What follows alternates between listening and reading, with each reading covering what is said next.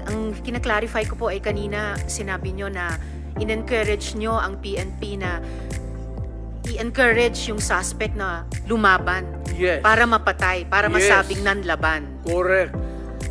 Correct. Para That was a very ma-minimize. incorrect. Correct, yes. Very incorrect po, if I may Yes. say, as a It's not civilian, a- sa well, professional police. It Salamat depends kayo, on, Mr. Chair. ano na natin yan, ma'am. That's your view, that. It's not my Hindi view ka only, Mr. Chair. dumaan Thank you for hindi putting ka it on dumaan record. pagka-mayor, pagka-prosecutor. Ako, alam ko, dumaan ako, prosecutor, mayor, presidente, alam ko ang trabaho ko. Sabihin mo, putang ina, puminto kapag hindi, tutudasin kita. Yun ang, lalo ng pulis. Putang ina itong mga pulis. Pagka pumasok yung pulis ito, hindi mo sabi, "Hoy, pulis, huminto ka."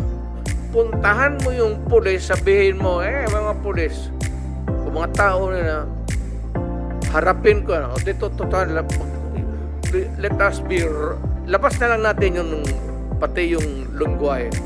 Pero Mr. Chair, forgive me for interrupting. Hindi, Speaking of patapusin mo lengguwahe, muna ako. sorry sir, Mr. Chair, baka maaring ang resource person tumigil magmura kasi bahay natin itong Senado eh. Salamat kaayo, Thank Mr. you, Chair. thank you. Hindi tayo Mr. President, magkaintindihan Mr. dyan. President, sir, excuse me, sir.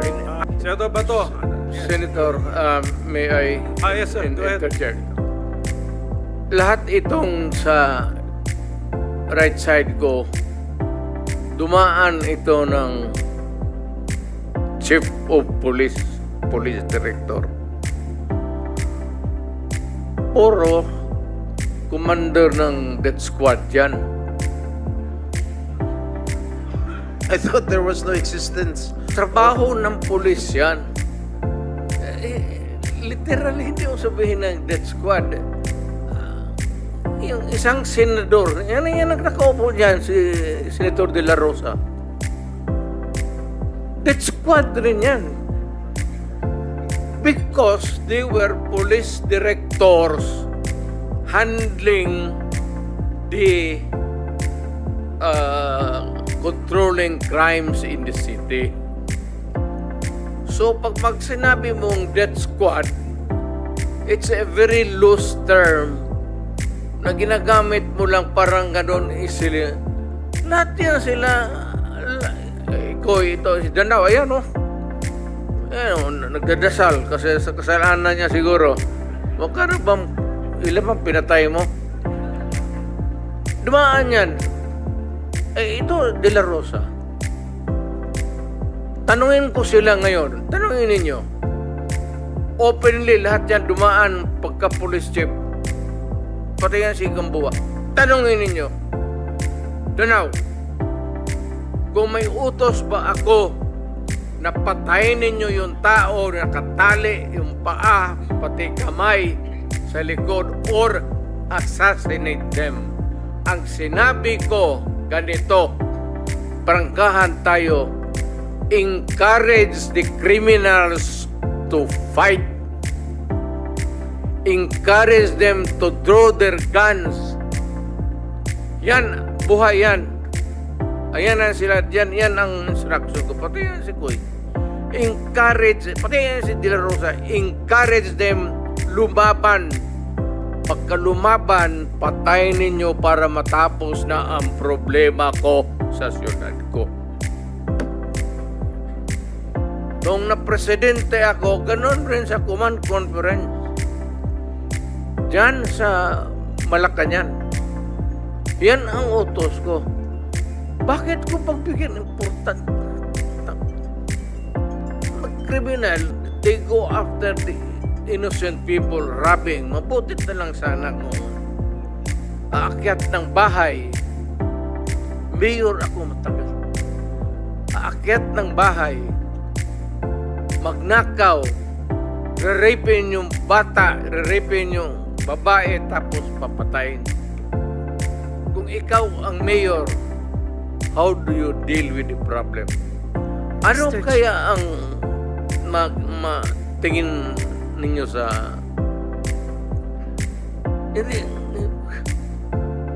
I'm sorry to tell you, I'm sorry to express to the nation. unforgiving ako. Hardliner. Alam nila yan. Pati pulis. Pati pulis alam nila. They are not really siguro to talk about it. Sinabi ko yan sa mga pulis. Putang ina kayong mga pulis. Pag pumasok kayo dyan sa droga, kayo ang mauuna. Yeah, that Mr. was, Chair. no need to strike it out if that is the real way that the mayor then phrased his sentence. Yes, Mr. Chair, with the indulgence of the SP Pro Tempore. Yes, Senator Risa. Opo, Mr. Chair, kasi siguro napansin pati ng former president yung shock ng lahat. Bakit, sir, yan ba ang trabaho ng pulis? Na pumatay ng mga suspected criminals? Sir, yung mic nyo. Pag dumaban, bakit Iba po yung pagka-express kasi kanina, so I had to clarify. Bakit Salamat, sila- SP Pro Tempore. bakit sila Salamat, Mr. makamatay? Chair. No. Hindi yan ang tanong ko. Talagang napaka hindi magandang impression po ng mga statements kanina. Kaya I appreciate the candor of Yusek Kuy at pati kanina ni General Danao. Look, ma'am, about it. may I Salamat tayo, interrupt Mr. Chair. you? I'm done, Mr. Chair. for now. Kindly. Go ahead, sir. Itong mga to, ma'am, galing ito ng mga sa Academy PMA. Hindi ito mga bubo. Hindi rin ito papayag na utusan mo ng illegal. Doon yan sa Academy nila, sa PMA, they are from there to yung ano talaga yung batas. Kaya pag inutusan mo yan, sabihin mo, patayin mo sa sir, mukhang hindi pwede yan, sir. I tried. Ako mismo, I tried. Ako, marami ako, patay mo, sir. Sir,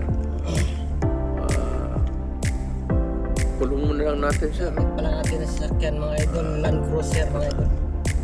Sabi ko, sir, siguro ulit mo lang, na hindi marili.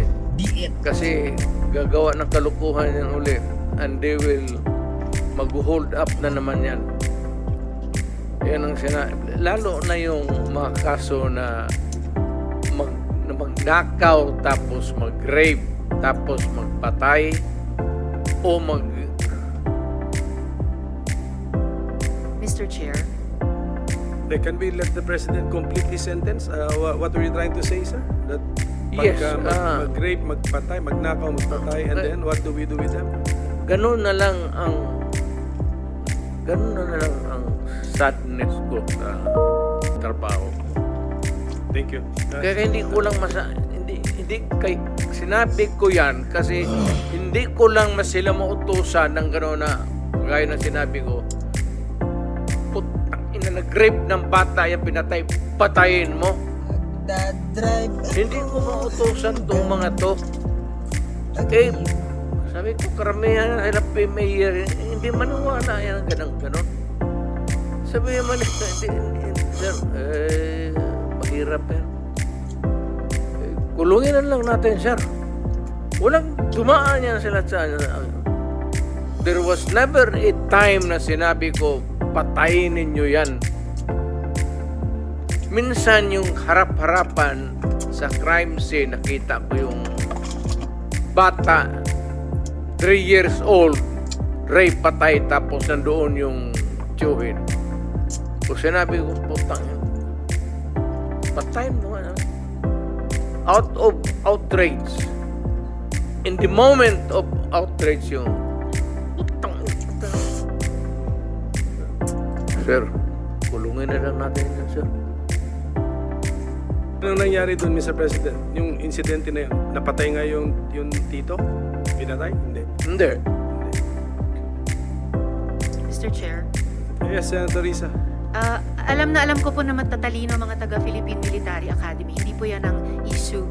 Ang kinaklarify ko po ay kanina sinabi nyo na in-encourage nyo ang PNP na i-encourage yung suspect na lumaban. Yes. Para mapatay, para Yes. masabing nanlaban. Correct. Correct. Para Ito to sa very ma-minimize. incorrect. Correct, yes. very incorrect po, if I may Yes, say as a it's not, civilian, sa well, professional police. It Salamat depends tayo, on, Mr. Chair. ano na natin yan, ma'am. That's your view, that. It's not my Hindi view ka only, Mr. Chair. dumaan Thank you for hindi ka putting it on dumaan the record. pagka-mayor, pagka-prosecutor. Ako, alam ko, dumaan ako prosecutor, mayor, presidente, alam ko ang trabaho ko. Yes, Yan ang salamat totoo tayo, Mr. dyan. Chair. Hindi ka nagdala ng syudad eh. Naraduhan na. You never Totoo had po, a Mr. chance Chair. to solve the problem of the community. Thank you, Mr. President. Thank you for Senator, putting it on record, Hindi tayo Mr. Chair. magkaintindihan dyan. Senator Estrada has the floor. Wala na. Thank you, Mr. Chair. At kung pabalikin ako, sir, gagawain ko uli yan. Dublado. Your Honor. Silence, please. Traffic na. Osaa silence the gallery and those who will do that again, exclude them from the hearing hall. Gallery, please do not encourage me. Huwag nating kalimutan, may bombshell na inamin ang dating presidente kanina. Sinimulan niyang i-implicate, ilaglag yung mga ilan sa mga dating PNP officials natin na involved daw sa Davao Death Squad noon. Pero sila mismo, sinabi nila na may death squad sila. Siya. Bagamat hindi daw pulis, may death squad siya. Yun yung iniimbestigahan nga natin dito, Mr. Chair. Yung war on drugs, yung extrajudicial killings na nangyari nung war on drugs, sinimulang modelo sa Davao noon, tapos iniimbestiga natin kung yun ang ginamit na template o modelo para i-scale up nationwide. So, bombshell yung sinabi po ng dating presidente na meron na silang death squad. Ano man ang pangalan yan, police o non-police ba yan? Kasi it looks like what we are investigating now. Yung ginamit na instrumento para sa war on drugs na nagbunga ng napakaraming extrajudicial killings. You are For the record, Mr. Chair. correct, ma'am. Thank Tama you, ka talaga. Mr. Chair. Tama ka talaga. So, ganito na lang. Fines dyan. Nasa Huwag na lang yung pulis. 1,000. Kawawa yan. Wala yung... Sa Davao experience, Davao. Ako. Makin mo naman yan. Imbestigahan niya ako. Set a date for an investigation para sa akin. Ako ang imbestigahan ninyo. At kunin ninyo yung record sa Davao yung namatay. At sabihin ko sa inyo kung wala akong takuin. Alam mo, nag-warning ako, huwag kayong gumawa dito. Kasi gusto ko ang Davao. Ang Davao was a very kawawa noon.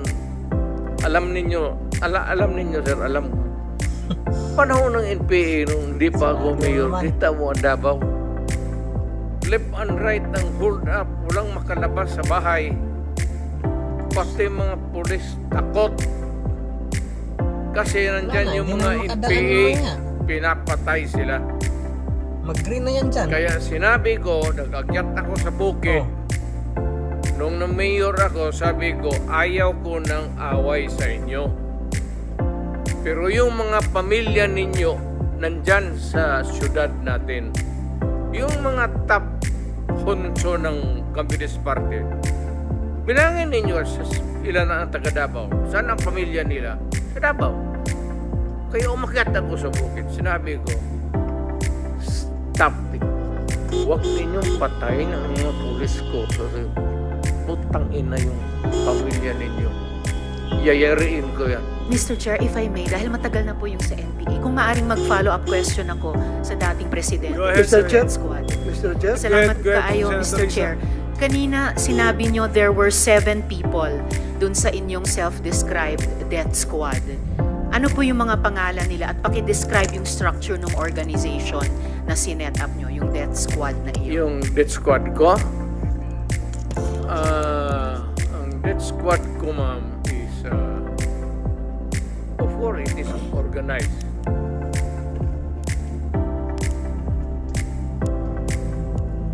Hanggang dyan. Ano po yung structure ng organization na iyon? Against criminals. Hindi po, yun yung task siguro na binigay niyo. Pero anong structure ng death squad niya iyon? Structure against crime and criminals. Ibig sabihin, ano po yung setup? At sino yung 7 yon na miyembro ng death squad Fight niyo? crime. No sir, yung pangalan nung sabi niyo, 7 tao na nasa death squad niyo.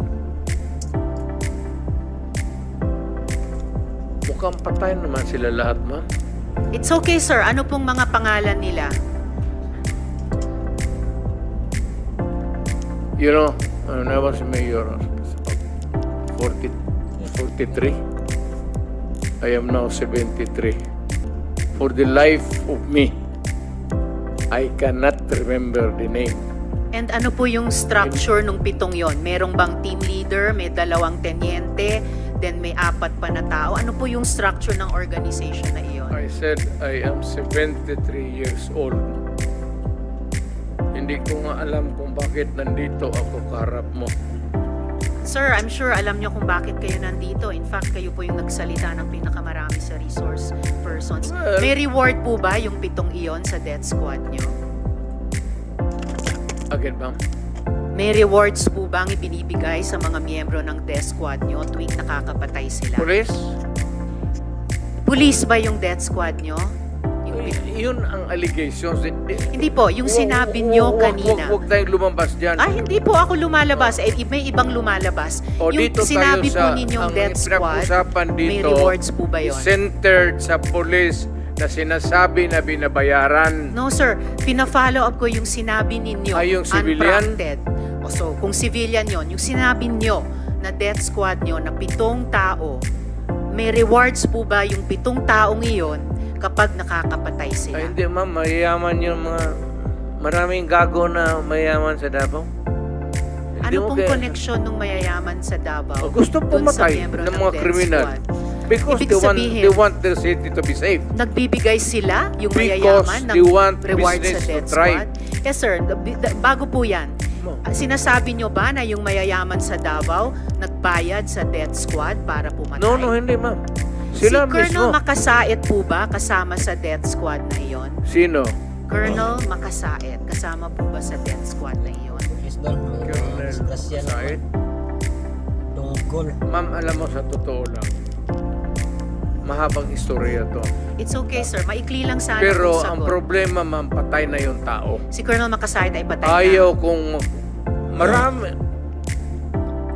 May- Police officer in the police department. Pero patay na yung tao. Okay sir, may Huwag mo rewards akong po ba tanungin sila? kung anong history yung tao na yan, patay na. Okay, may rewards po ba sila, yung mga miyembro ng death squad nyo? Sino? Ako? Magbigay? Yung 7 miyembro, kung sino man ang nagbigay, may rewards ba sila kapag pumapatay sila? Walang reward, ma'am. Kung Walang police rewards. yan, lalo Hindi ng ho. police. Bakit Wag- ako magbigay ng reward sa mga... Hindi po. Trabaho Paiba-iba po nila yung yan. sinasagot nyo eh. Hindi ko tinatanong yung mga pulis. Oh. Tinatanong ko po yung mga miyembro ng death squad nyo. Ah. Binabayaran ba sila kapag nakakapatay sila? Wala. Wala. Okay. So, libre lang yung May I remind the pagpatay. Senator, this is just an intervention. Yeah, sorry. We have to I follow- apologize, we have Mr. to Chair. follow Yes, the- Hello, madam? I submit, Mr. Chair. Ako noon, nung na-mayor ako, I was not looking toward a re-election. Wala sa isip ko yun. Ayan sila si Bato. Nung nag-mayor ako, sabi ko, hindi ako interesado na ma-re-elected. Putang ina, magtrabaho tayong lahat. Ito ang gusto ko. Pati kayo mga pulis, putang papatayin ko kayo. Ninyo akong... Kasi pagka-mayor ka na, magpa-ano-ano ka lang, pa-lutay-lutay ka lang, wala mangyari sa Pilipinas, maniwala ka. Lalo na yung mga mayors na pumapasok sa droga, yan ang dapat unahin patayin. Mr. Chair. Thank you, Mr. President. So, what I'm getting, Mr. President, is that yung imperfection noong ating programa na War on Drugs nakabase po doon sa ilang mga local government units na wala ho talagang totoong political will para labanan ito dahil binabanggit nyo nga po, marami or may ilan sa mga LGUs ang pananaw ay ma-re-elect lang. Re-election. Hindi talaga durugin. Ayaw magkaroon ng problema sa re-election niya. Yung iba naman, takot. Lalo na sa probinsya. Lalo na yung yung nagninegosyo ng droga, may mga baril, tapos may tao. Mr. Chair, with the permission of Senator Villanueva, quick interjection. Yes, Senator Ontiveros is recognized. Salamat kay Mr. Chair. Salamat, Senator Villanueva. Just to make of record na sinabi ng dating presidente na yung mga mayor na suspected na involved sa drugs dapat patayin. That is not an acceptable statement ng isang naging presidente tungkol sa mga naging kasama niyang nagtatrabaho sa gobyerno ng mga mayors. For everyone, whether mayor, whether maliit na drug suspect, kahit pa yung mga high-value targets, may due process. And the president of all dapat ang nag-uphold niyan. So unacceptable po sabihin na ang mga mayor na drug suspect ay dapat patayin. For the record, Mr. Okay, Chair. ma'am. Ganito yan. Mabutit dumating ako dito. Pasalamat talaga ako para lumabas, ilabas na lang natin yung totoo. Alam mo, pagka mayor, pagka sindikato, hindi mo matanggal yan. Hindi mo basta-basta matanggal yan. And they are there, so many stories abound. Hindi na ako kailangan magbigay ng example sa inyo. Dito sa Maynila, mga mayors, pera. It's always money, money, money, money. Kaya pagka nandyan, either they are in cahoots with the law enforcers or yung ibang mayor takot. Yung sa probinsya, kung magka-mayor ka, kaya wag kayo may nakikinig ngayon, wag kayo magpili ng mayor na pitsugin. Kasi wala talagang mangyari. Pagka mayroong mga sindikato, ex-policemen, ex-soldiers na may baril, tapos takot kang mamatay, walang mangyari sa siyudad mo. You have to, maraming problema na nakatago, ma'am, na hindi natin nakikita. Nasa undercurrent yan. Hindi natin nakikita yan. Sino po ba yung mga yon? Hindi, all over. Mayors. All over. Hindi ko masabi ko. Just for the record again, Mr. Chair, with thanks to Senator Villanueva, unacceptable na sabihin ng isang dating presidente, kung sinabi ninyo noon nung presidente kayo, na ang sino mang suspect, maliit man, malaki, mayor, na suspect sa drugs, ay dapat patayin kasi may due process po. Salamat kayo, Mr. Chair. Salamat, Senator Villanueva. Yan ang, that is my stand. If you do not agree with me, I'm sorry. But I'm dealing with the serious problem of my country. Hindi mo madala sa pakiusap yan. Sabihin mo, putang ina, puminto ka pag hindi. Tutudasin kita. Yun ang, lalo ng pulis. Putang ina itong mga pulis. Pagka pumasok yung pulis doon, hindi mo sabi, hoy pulis, huminto ka. Puntahan mo yung pulis, sabihin mo, mga pulis, kung mga tao na harapin ko, o dito, total, let us be, labas na lang natin yung, pati yung lungguay. Pero Mr. Chair, forgive me for interrupting. Hindi, Speaking of patapusin mo muna lengguwahe, ako. sorry sir, Mr. Chair, baka maaring ang resource person tumigil magmura kasi bahay natin itong Senado eh. Salamat kaayo, Thank Mr. you, Chair. thank you. Hindi tayo Mr. President, magkaintindihan Mr. dyan. President, sir, excuse me, sir. I am relating a conversation. I am hindi Yes, ako nagbumura. Mr. President, okay. Sinasabi ko yan kung ano ang sinasabi ko doon sa Correct. tao. Klaro na po yun, Mr. President, na when you relate to the police officers, may kasamang mura. Pero okay na, klaro na po yun. Pwede na nating hindi ulit-ulitin, Mr. President. Hindi lang, Kung sabihin pwede ko lang. na kanya, papatayin kita. Hindi lang ako magmumuro sa... Okay. Iwasan lang po. We try our best na iwasan na po. Anyway, naintindihan po. Bawa,